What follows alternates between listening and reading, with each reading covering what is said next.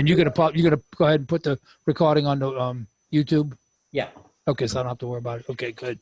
All right, let's go ahead and do introduction. Let me call the meeting to order, first of all.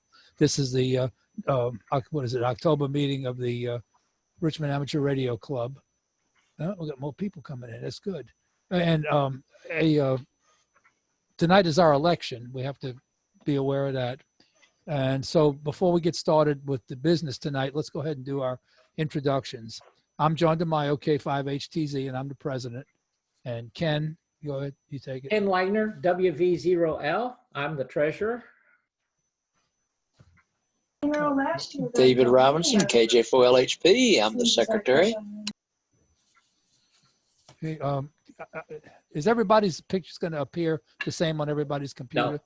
No, it's different. Okay, W4BNO. Why don't you go ahead and? Okay, all right. Yeah, I'm Robert, W4BNO. And you are our featured speaker tonight, by the way. I'll be your speaker tonight. That's right. Gene, K4GNE. Yeah, Gene Damon, K4GNE. Harmon. Harmon, WA1UQO. Kathleen. Sorry, KN4UMD. Hello. Bruce. Bruce, W4BRU. Tom. KD4CMK. I'm Tom. Dave, you already said you already. The other Ken. Ken's a tavern. Ken doesn't have any audio. Anyway, Ken is our chairman of our makers group, our builders group. So get some audio. He can tell you all about that. Tom, KJ4WQ. Tom, KJ4WQ. Okay, good. And KE4THI. John, KE4THI. Good evening. Bill and Judy. Bill, N4WLC, and Judy, N4JDI. Hi. Okay, we got Ellen and Daryl. I'm Daryl, WW4F. Good evening. Good evening. Harry, Tom. Yes, KG4BIZ. Hi, Tom. Hi, Tom. Steve. KX4EF, Steve Kemp. Okay, and we get the other Steve. Thank you. Steve, W4SB. Okay, Deborah, you're one of our students in the tech class. And yeah, no license yet. We'll take care of that for you. Okay. John King. John King, WB4NHX. Okay, and Steve. Well, Steve, you already said yours. Mike Friedman. W4MAF, Mike. Thank you. David. David Hines, K4HIN. Okay, and we got a phone number down there. David. Okay, and John. John, KX4QC. Thank you. And we got Carlisle Jones. Hi, this is Robin, KM4TWQ. Okay, hi, Robin. Hi. And we have Dennis Farmer. Yes, Dennis Farmer, KG4UPT. Okay, welcome everybody.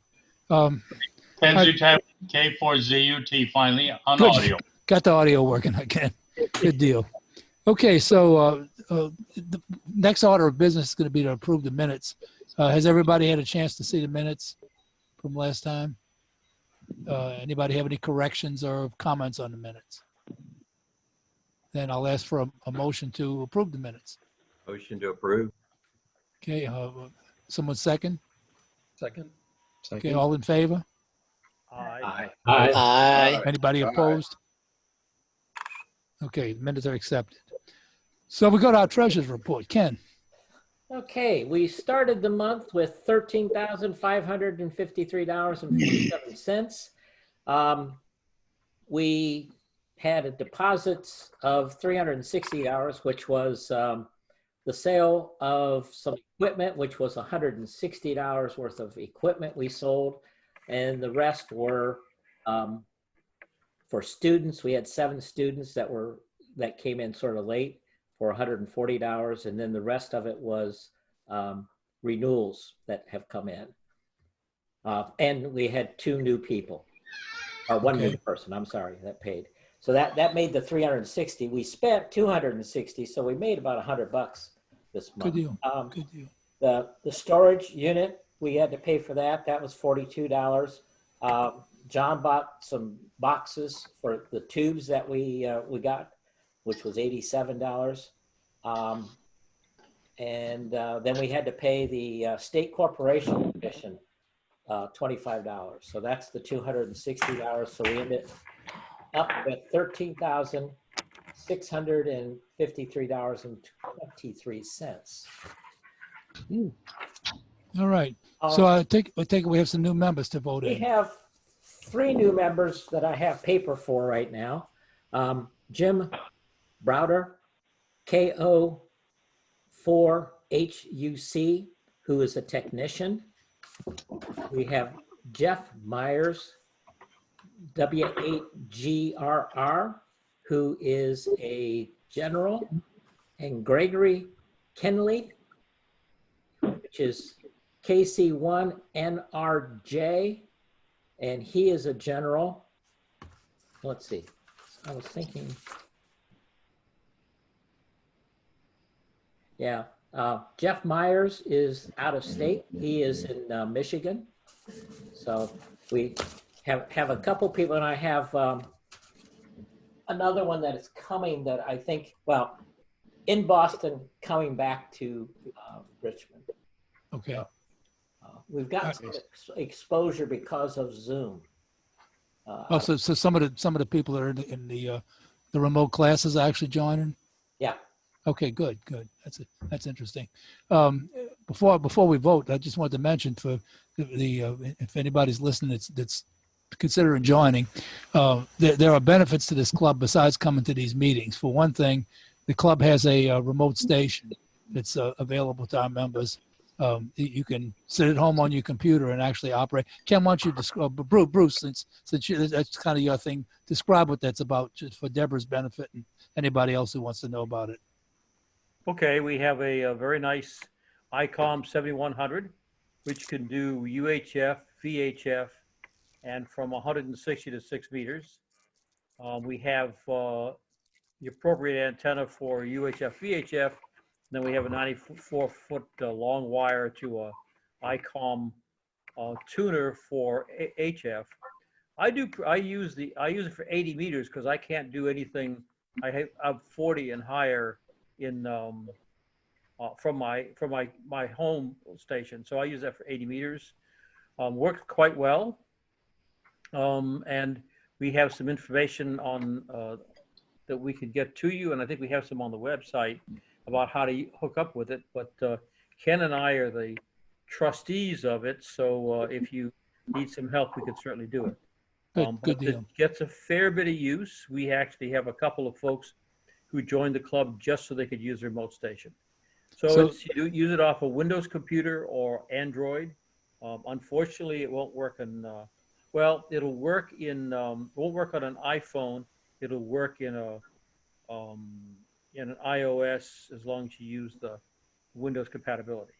So okay, works well, 100 watts. So theoretically, you could be on your cell phone somewhere on the street and be talking on ham radio. Yep. You have to be in your shack. One of the guys who helped get this thing moving along, Jim Bates, is oftentimes when he's been overseas in Denmark, will get on his cell phone and connect to the remote station just so he has the fun of talking to Richmond from there. So that's the kind of fun you can have. Cool. Okay, so there are benefits other than just the what you see here. Okay, so let's go ahead and take the vote on the new members. I'd like somebody to put a motion forward to accept the new members. Okay, thanks, Dwayne. And who wants to second it? I'll second it. Tom seconds it. Okay, all in favor? Aye. Anybody opposed? Then new members are accepted. Ken, you'll notify them? Yes. Good deal. Okay.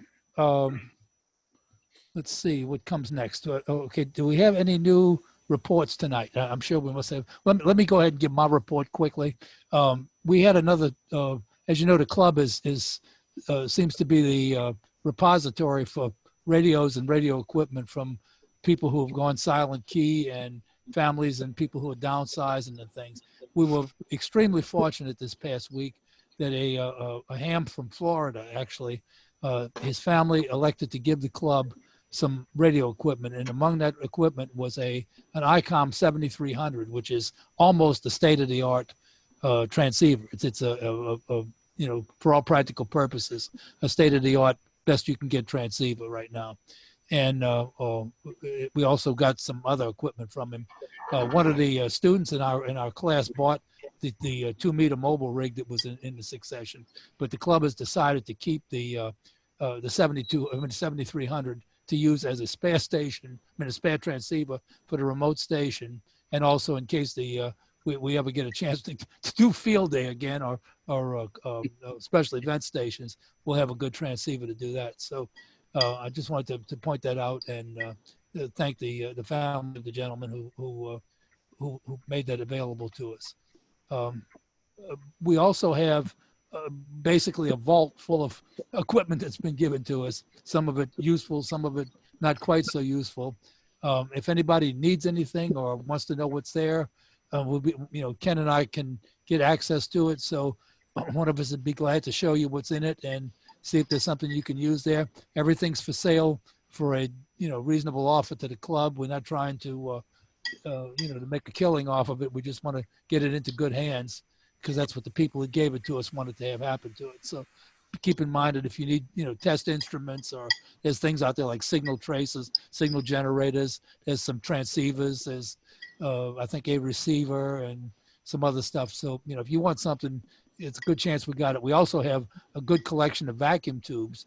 Most people say, vacuum tubes, but remember that there's a lot of helicrafters, collectors here, and you know, other shortwave radio people who like to restore old radios or play with old radios, and we do have tubes to fit a lot of those radios. So, you know, if you need a tube for a radio, check with us first, and we may just have what you need. So, okay, let me turn it over for reports then. Who's first on reports tonight? Bruce, you want to go first? You have anything? Yeah, the school's going well. We're already beginning to get people checking in to go to school next year. In fact, some of them were asking if they could slip into the classes. We had to have a little conversation among the instructors to say, nah, too late. So we're trying to put them on track for next March. It's almost certain that we will have to do it by Zoom again next spring. I don't think there's any chance we'll be far enough through the pandemic to do them live. So we're maybe doing more of this remote stuff. And as you know, we're getting people from, in our case, I guess the furthest one away is up in Pennsylvania someplace. So, you know, that's changing things a bit. The second thing I have is the remote station. It looks like maybe if it looks equally good with no failures next month, Tom and I will take a victory dance around the screen, because it looks like putting the toroids on the Ethernet cables solved the problem. So, you know, that one looks good. And those are my reports. Thank you. Tom, do you have anything? I want to remind folks two things. They're nets. I do, let's see, Tom Ebert does a 10-meter net and a 6-meter net. Armin does a D-Star net, and I do an 80-meter net. And we do this every week. Want to urge people to join us. A lot of the folks that are on here tonight are participants. Also remind folks that the club has a complete D-Star setup, and that is a club project. We do in fact have a D-Star net that Armin does on Wednesday night, and so that D-Star equipment belongs to RARC. So as a member, you can certainly sign up and use that equipment. Thank you, Tom. What exactly is D-Star? I'm in the technician class. Sounds like a basis for a program to me. Yeah, it's Tom, why don't you explain it? Or you or Bruce explain it? Well, I'll let Armin explain it. How about that? Good. Okay, Armin. Or all right. D-Star is a digital mode that from your transceiver, it's a digital signal that goes out. We have two repeaters, three repeaters actually in downtown Richmond. But the nice part about D-Star is that each one of those repeaters is hooked up to the internet. And because of that, those repeaters through the internet are hooked up to other repeaters and reflectors all over the world. So besides using those D-Star repeaters as just plain old repeaters like an FM analog repeater, there are ways to link those repeaters up with repeaters worldwide. So you can work some sneaky DX on D-Star. Okay. John, isn't that what you were talking about in class? About Yeah, yeah, we did talk about that the other night. Now, D-Star is one way you can do it. There's also, I think somebody correct me if I'm wrong about this, but can't you also do it with an analog repeater if it's set up that way? Echolink. Yeah, Echolink. Yeah. IRLP. Yeah. Yeah. DMR, Fusion, you name it, we got it. Yeah, that's one of the that's things. The thing about ham radio. About the time you got so you know something, there's something else along to pick up on. So. And that's one of the things that's being debated right now in town here, is what format digital format is we actually going to want to try to concentrate on with the repeaters in town. In fact, I was going to ask Mike Friedman. Mike, I don't know if this is something you want to get into tonight, but would you like to give us a little idea about what's going on with RATs and the repeaters? Sure. Can you guys see me okay? See you fine. Okay. Yeah. Right now there's some testing taking place on the 146.88, experimenting with DMR, which there are already a couple of DMR repeaters on UHF in the Richmond area.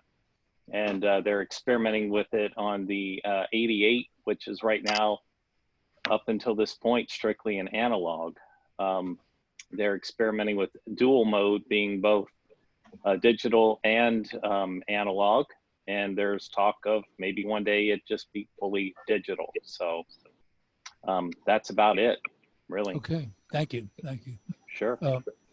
Hopefully, I think the general feeling from the meetings I've attended sounds like that we'll have, it won't all be DMR. It sounds like we'll probably have some, maybe at least one analog repeater still available and some other formats if we have to have it. I know at least I believe that the one in the new one that's out on the water tower, that it can do multiple modes. So I don't think we're going to be in a situation where you got to run out and necessarily buy a DMR radio just to be able to talk. So that's kind of what we hoping is going to be the case, because there's a lot of us that have analog radios and radios that we bought with this one format that we don't want to have to go out and have 3 different radios hanging on our belts. Okay, so any other reports for tonight? I got one. Go ahead. The Radio Builders Group was scheduled for next Tuesday.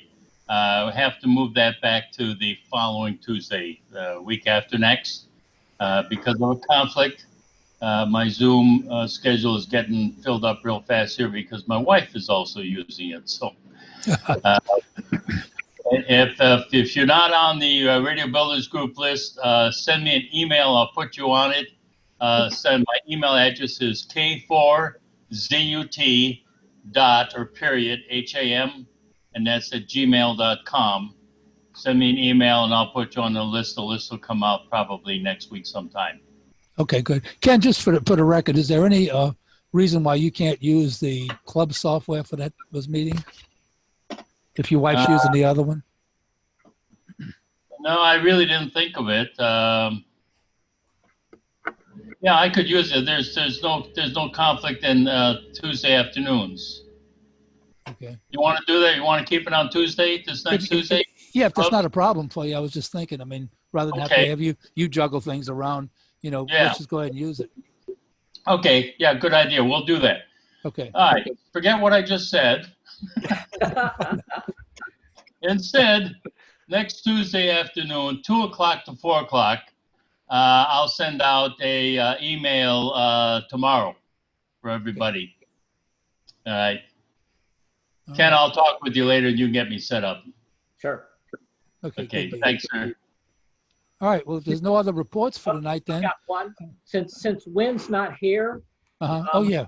I wanted to let everybody know I took the time and went out to the government site, unfortunately, but I looked at the assembly bill that passed here in March that was for the handheld devices, and they've incorporated it in, and this is the actual bill as it reads.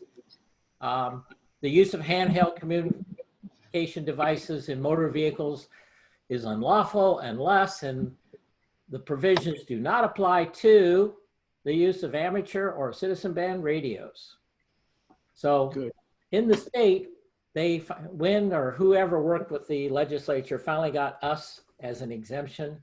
So the good news is they did pass it, and we did manage to get the exemption. So yeah, I want to put in the record too that Wynn has done a tremendous amount of stuff for us with both with this lobbying stuff and also with the hell, I'm admitting some people here.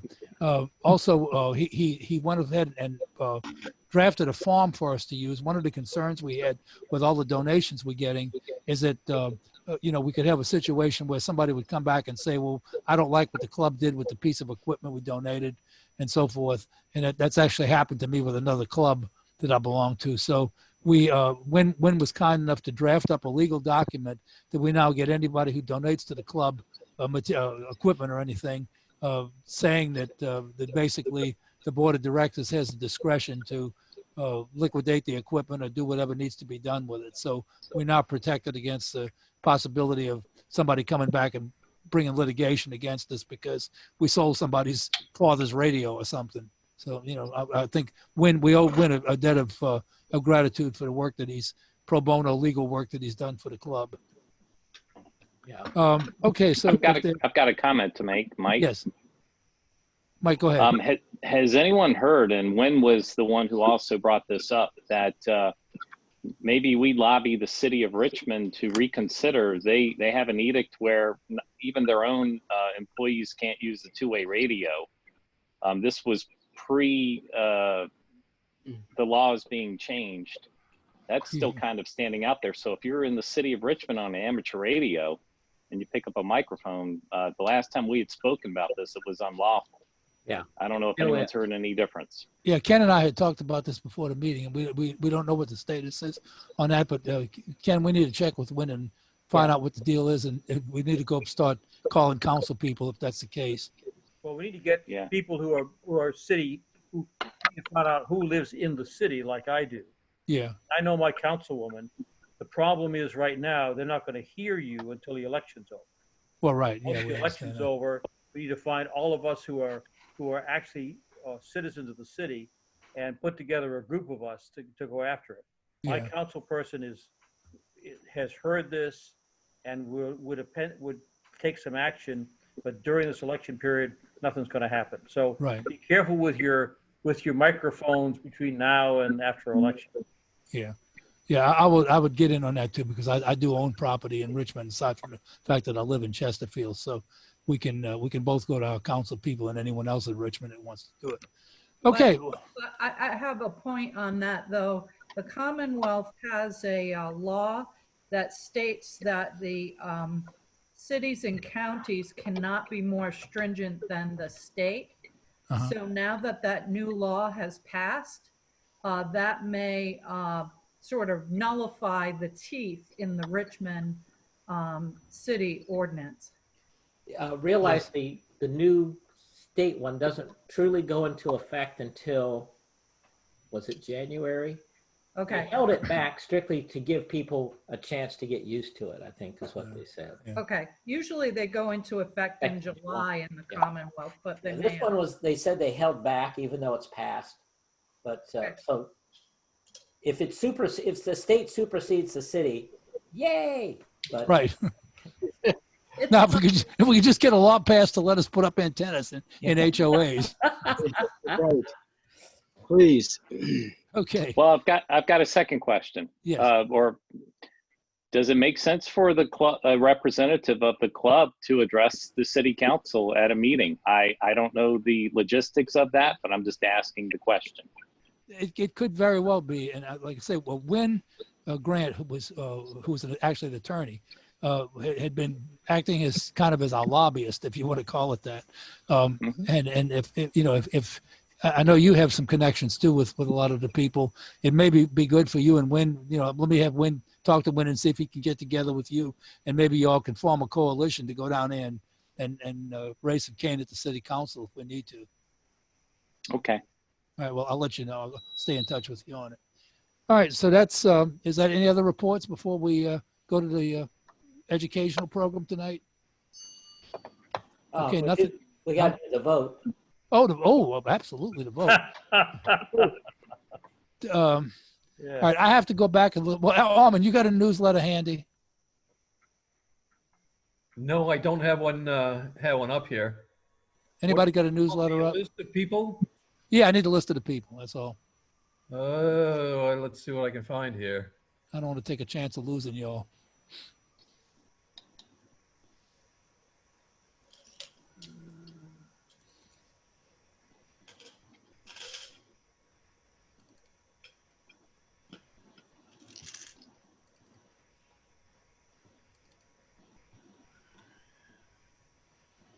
Okay, I have it. Okay, who's got it?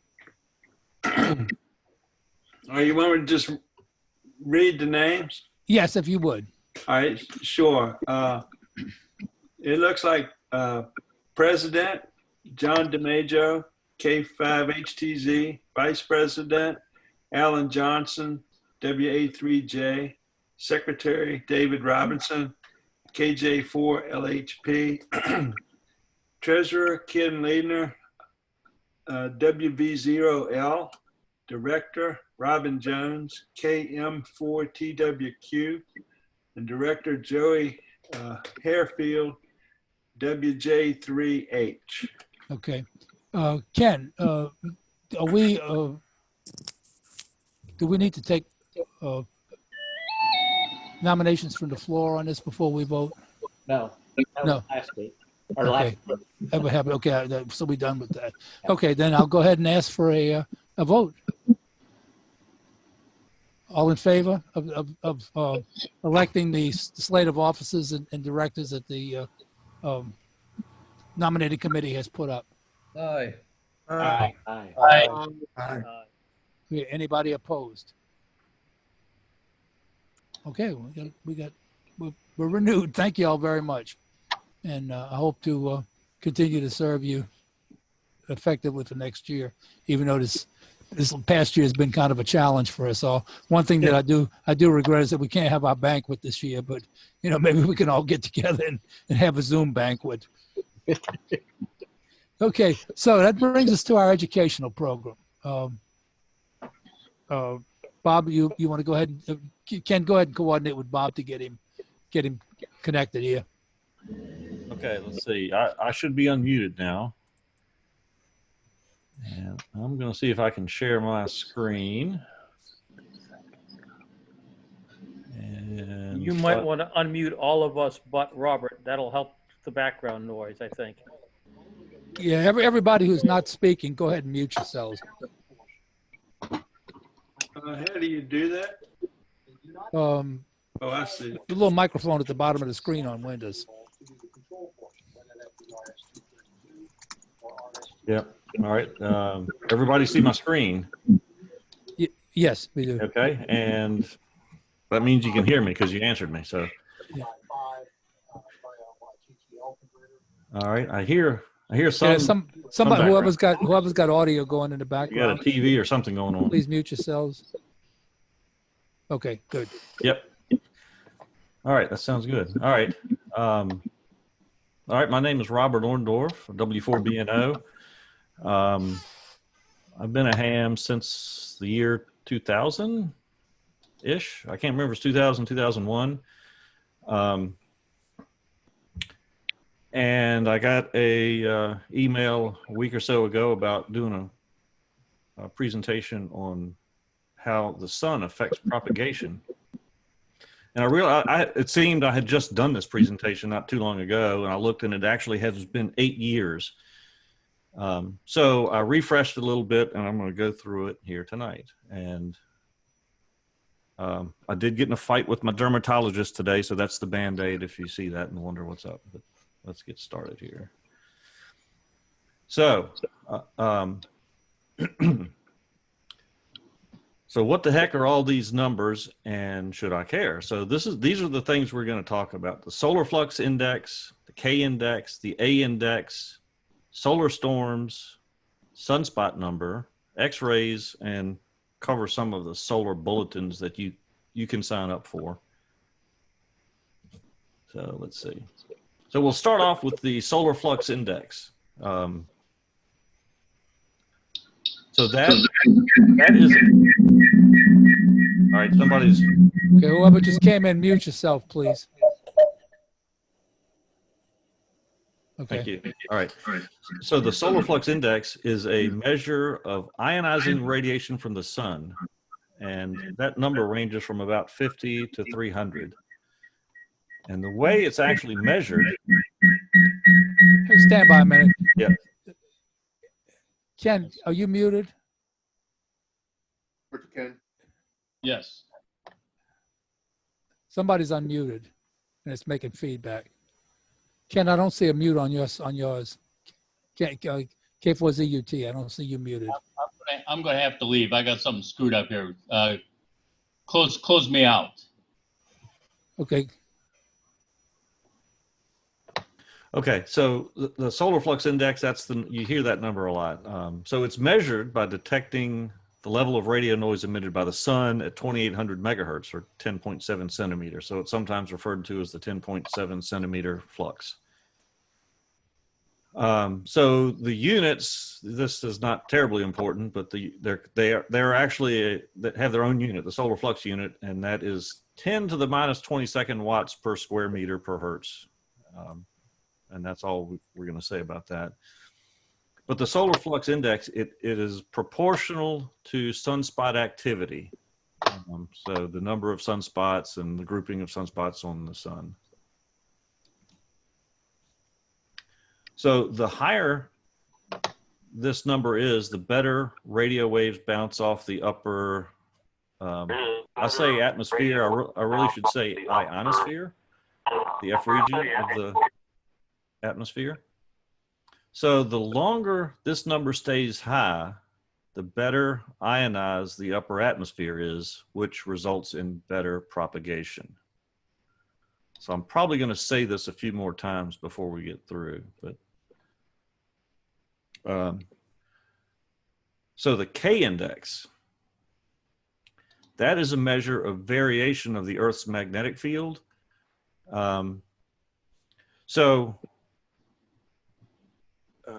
Yeah, over a 3-hour period. The measurement is nanoteslas, which is converted to K, which is a logarithmic scale, and that's a logarithmic scale from 0 to 9. And the measurements are taken around the world. Of course, it varies by location. It's not the same everywhere. However, there is the KP, which is the planetary K index, and that's an average of K index readings from around the world. Also ranges from 1 to 9. So for amateur radio purposes, the lower this number is, the better the propagation. And values above 5 indicate a geomagnetic storm. So the A index is derived from the K index. So they take 8 consecutive readings of the K index. So that'll be, remember the K index is a 3-hour number. So the A index is a 24-hour number. And it's linear, so it ranges from 0 to 400 typically. And then again, AP is the planetary A index. Lower is better for propagation. So here's a chart that shows the relationship between A index and K index and storms. So this G scale, we're going to go over here in a minute. So it goes from G0 to G5. But before we go too much farther, one thing I want to say about propagation is the magnetosphere around the Earth is normally pretty quiet and pretty steady. And the ionizing radiation from the sun will ionize that ionosphere, so radio waves will bounce better. But then when you get a geomagnetic storm, that makes your magnetosphere around the Earth, now it starts to move and it loses that ionization. So let me go on here. So the geomagnetic storms, they are, well, it's a measure of severity, the G scale, and it can affect power systems, satellites, and other utilities. It's directly related to the planetary K index. And the storms are caused by coronal mass ejections. So when the sun has a big ejection of particles that hit the Earth, that's what causes these storms. That's what hits the magnetosphere and causes it to start wobbling. And so if you've got this giant magnetic field that is the magnetosphere, and then all of a sudden it starts moving because it's hit with a coronal mass ejection, any conductor you have that's within that field is gonna induce a current in it. And that's how these storms cause problems, like in the power grid and aurora and things like that. So minor storms, they happen quite often. 1,700 storms per cycle. So the cycle is about 11 years. So these happen a lot. G2, 600 times a year. So in the higher latitudes are affected more by these storms. So high latitude power systems may experience voltage alarms. Long duration storms may cause transformer damage, because what that does, that moving magnetic field will induce a current in these long transmission lines that power companies have. And the current that it induces is, they call it quasi-DC. It may be a half a hertz, it may be 1 hertz, but all that is induced and it tries to find the ground. Typically it goes to ground through transformer neutrals and can cause them to heat up and or saturate. So G2 can also affect spacecraft operations. HF radio propagation can fade at higher latitudes, and aurora as low as New York. G3, again, these are not, G3 storms are not all that uncommon. I will say, I work for the power company, so G3 storms don't affect us as much as they used to. We've figured out how to remediate some of that. So here's some of the other effects. More spacecrafts affected, and lower frequency radio navigation problems may occur. HF radio may be intermittent, and aurora as low as Illinois or Oregon. G4, see, they're getting rare, 100 times per cycle. So again, that's still like 10 times a year, right? But worse problems, and you can induce currents in pipelines, because that's another long conductor that's in the Earth's that's on the Earth. So it can cause problems with gas pipelines. And aurora as low as Alabama.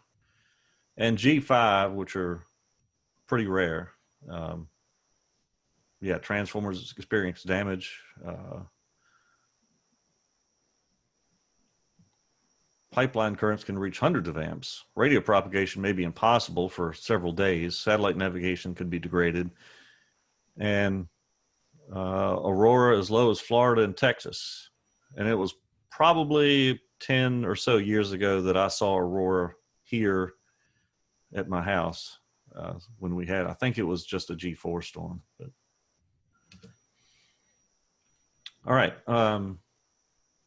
Moving on to sunspots. So sunspots are areas where there's intense magnetic activity, and sunspots are generally the cause of the ionizing radiation to be emitted from the sun. So the number of sunspots on the sun has a considerable effect on, on the levels of radiation emitted and hence impacting the ionosphere. And the sunspot number usually correlates well to the solar flux index because sunspots generally cause, like I said, that ionizing radiation.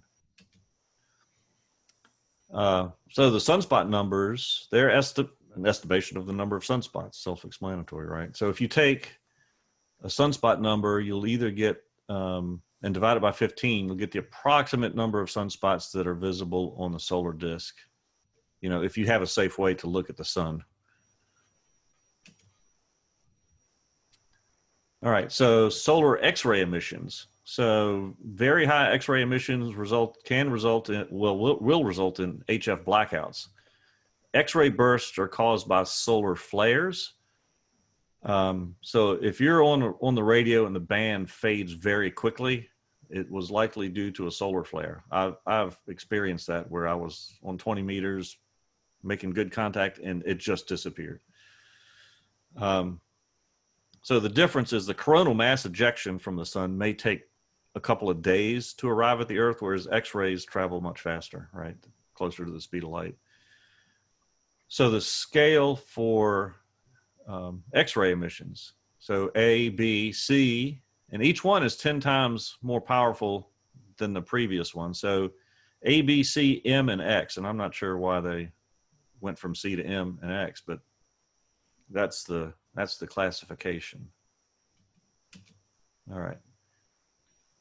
Maximum usable frequency. You've probably seen this referred to. Maximum MUF, maximum usable frequency, does not necessarily correlate to the daily solar flux index numbers. However, it is directly related to the smooth solar flux. So the average of solar flux over the last month.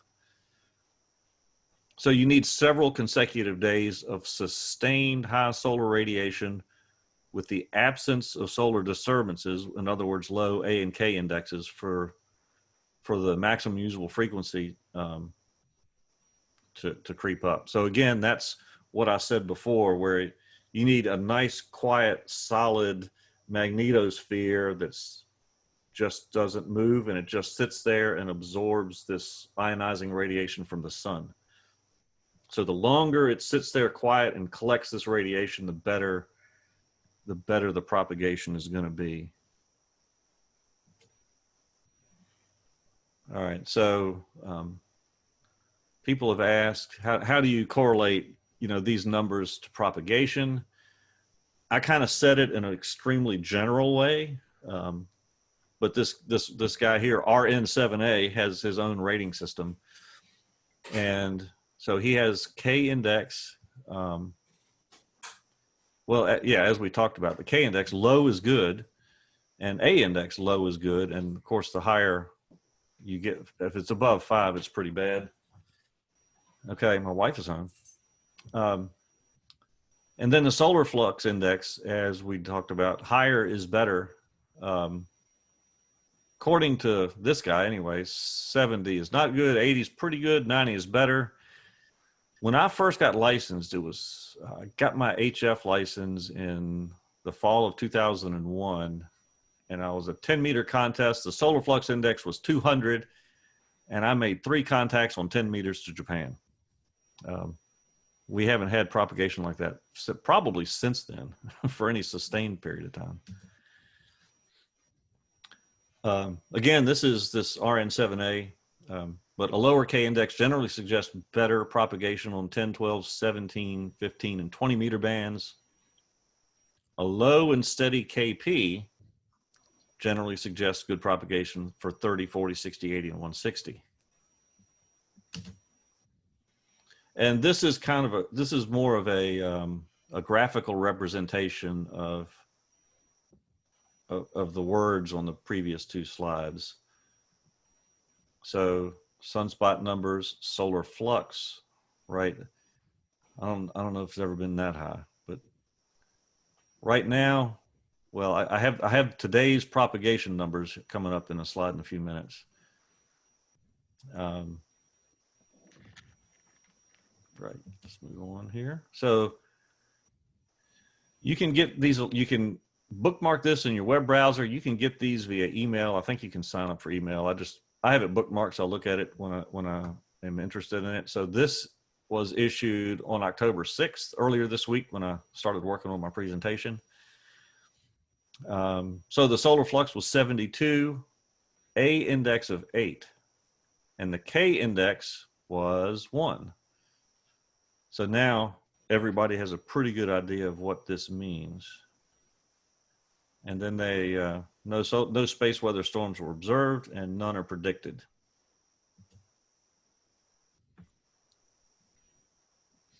And you can sign up for the email alerts for when you can sign up for a G level. Like, I want to know when the geomagnetic storm gets 3 or higher, send me an email. And you get indexes that look like this. So K index is 4. There's an active warning. And then they give you these words here that are very similar to what I had on the other slide. Basically what I got came from this web page right here from the Space Weather Prediction Center. Okay, and this is, I think the people that were asking about for this presentation were in particular talking about this website. So I grabbed one of their graphics, and when I made this presentation back in 2012, there was a different website that had very similar graphics, and that fella is now a silent key, and it looks like this website has taken over the duties of the guy that was running it before, because all this is very similar. So if we look, this is actually from today, right? So if we look at what this is telling us, your solar flux index is 72, solar number is 0, A is 3, K is 0, X-rays are very low. And so these, I guess this is what this is telling me here, that these numbers are the planetary A and K. Now I didn't get in, there's so many numbers here, I didn't want to get into all of them because we could be here all night.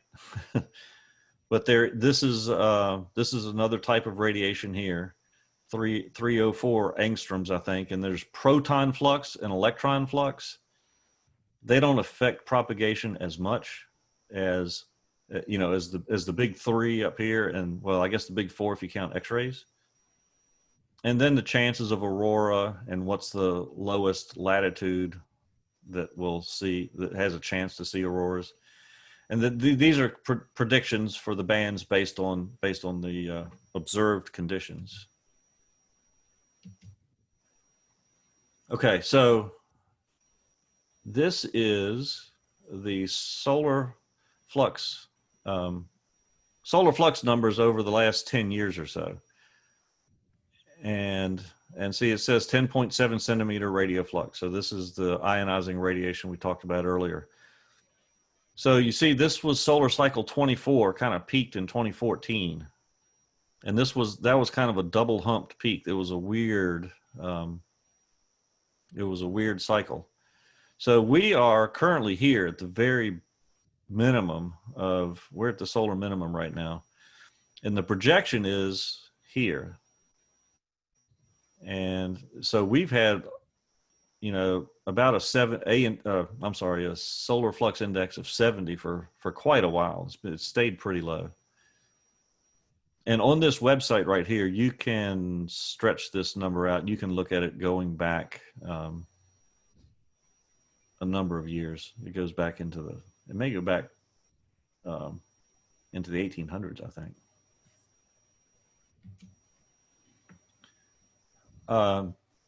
One thing that when I was researching this, updating my presentation, I noticed that the NOAA did not have a real high resolution graph of the solar flux index. But I found this website right here, Colorado State. They have one here that's pretty good, that shows you a little higher resolution number of the solar flux index. And again, this has historical data going back at least to 1950. And I zoomed in right here just in the last year or so, just so you could see what kind of data they have. All right, and here is from the Space Weather Prediction Center from NOAA. This is the K index for the last 7 days. And you'll notice here they've got Boulder, Fredericksburg, Planetary, and College. So that's Boulder, Colorado. That is Fredericksburg, Virginia. There is a magnetometer in Fredericksburg. So if you're interested in what the conditions are here, you can look at this Fredericksburg data. So the planetary data, is these three, and College is actually in Fairbanks, Alaska. So from the from a U.S. perspective, we monitor Fairbanks, Alaska, Boulder, Colorado, and Fredericksburg, Virginia. All right, and this is the sunspot number, and see we're down at 0 here. We've got nothing going on right now because we're at a minimum. And here's the K index for the last week.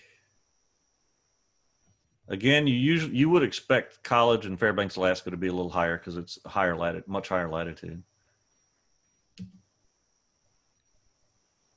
A index for the past 30 days. Again, this is all data from the Space Weather Prediction Center. So as of 1805 UTC a few hours ago, our solar flux index is 72, an A of 3, and a K of 0.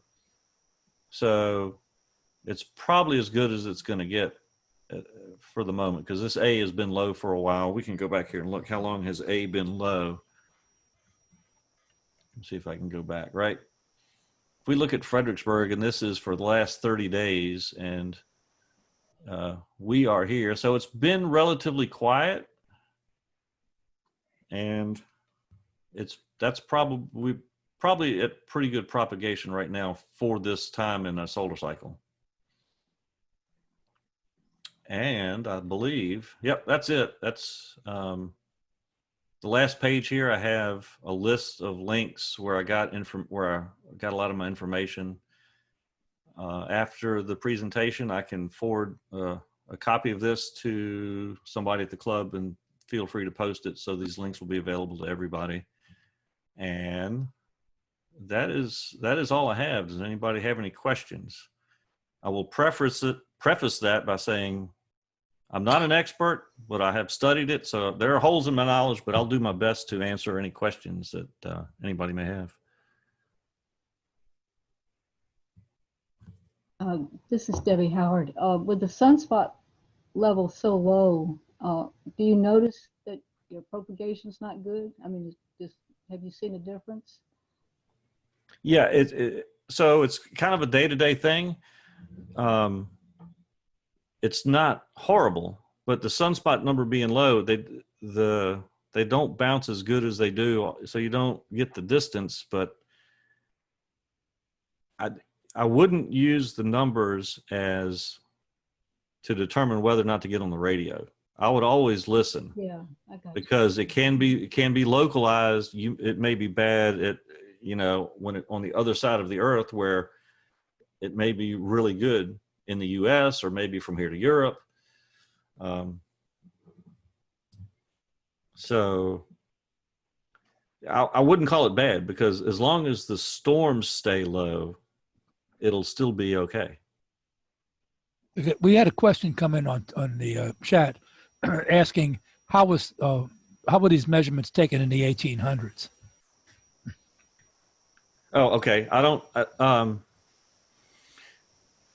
don't know the history of that, but I don't know enough to answer specifically. But some of this was they were able to measure it from telegraph wires, right? Because these storms would induce currents in the telegraph wires in the 1800s, and they could tell when a storm was going on, and therefore when the solar when the solar maximums were reached, they can get a rough idea because they have records of that because they knew something was going on, and if If you haven't heard of the Carrington event that happened in 1859, I would suggest that everybody look that up. That was an event that was they call it a 1,000-year solar storm, and it took out a lot of telegraph systems across the U.S. and blew out. It was a big storm. If something like that hit us today, we may be in trouble. But it's called the Carrington event. It happened in 1859. That by itself is worthy of a presentation, I think.